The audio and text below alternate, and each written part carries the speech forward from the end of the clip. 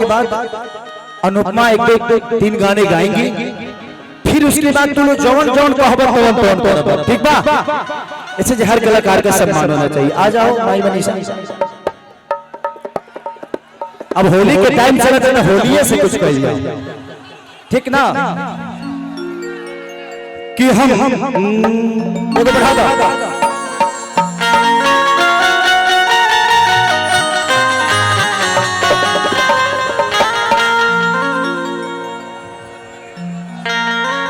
कि हम ढोढ़ी मुदल रहनी पिजरी माटी से देवर मुअन खोद काटी कि खोद तबे काटी से हो तबे काटी से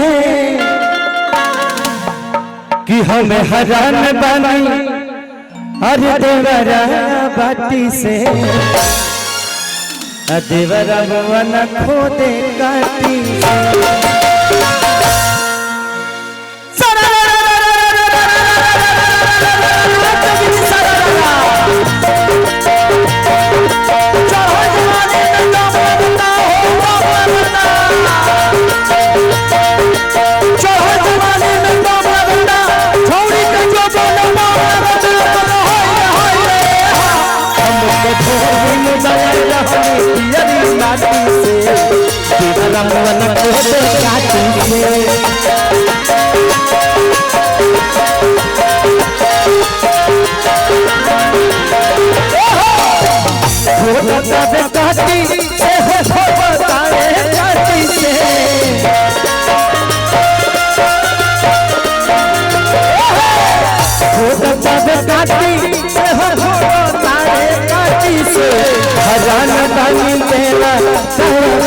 से देवर मुअन खोदे काटी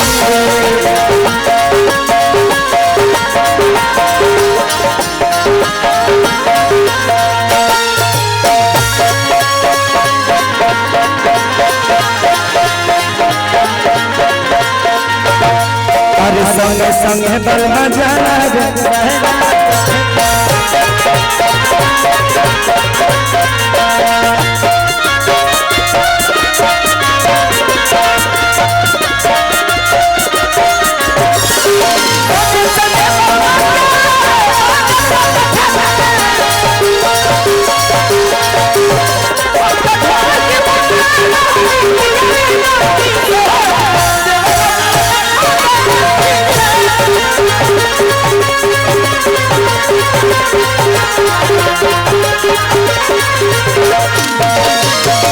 चढ़ल बा जवानी तब से रोहन भइल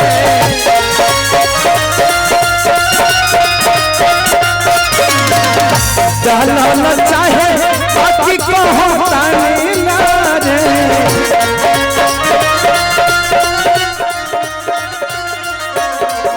डालल चाहे बाकी कहूं तानी ना रे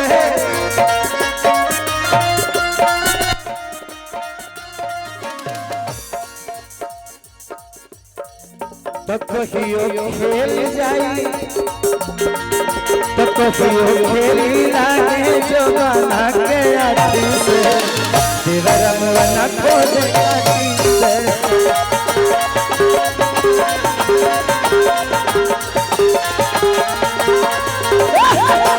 हम तो ढोढ़ी मुदल रहनी पिजरी माटी से देवर मुअन खोद काटी से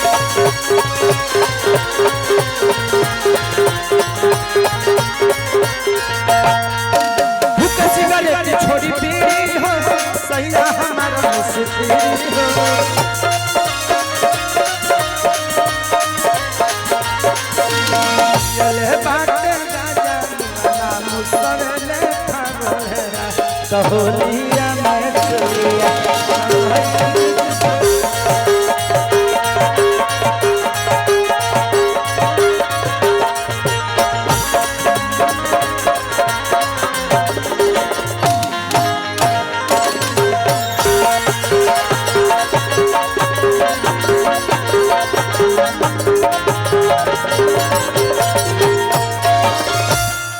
आप दोनों थकते नहीं हो? अरे पैसे तो बाद में है, पेट तो बाद में है, बट एक कलाकार की अपने कला के लिए ईमानदारी आप दोनों के अंदर जो होती है, भगवान आपकी ऊर्जा को और दोगुनी कर दे कि आप छोटी सी शहर से आकर आप पूरी दुनिया पे आज माही बनी सा छोटा नाम नहीं बेटा। मैं जहां भी जाता हूं मुझे खुद ही खुशी होती है कि आप लोग मुझे जानते हो। तो भगवान करे कि आप दोनों की उम्र और ऊर्जा इतनी बड़ी हो कि लोगों के दिल पे ऐसे ही राज करो। एक बार माही मनीषा के लिए हल्ला करके ताली जरूर बजा दे। ये दोनों बच्ची बहुत ही प्यारी एक्ट्रेस, बहुत ही मेहनत, मैंने इतनी मेहनत करते हैं कि मंच इनका गुलाब हो जाता है, तो ये बहुत बड़ी बात होती है। लास्ट अंतरा गा देता हूं कि कृष्ण हो तुम्हारी बातें भारी कि जियल काली पहले बाटे दीवारा खेसारी कि कृष्णा पे दर्दी ई बीमारी बाटे जियल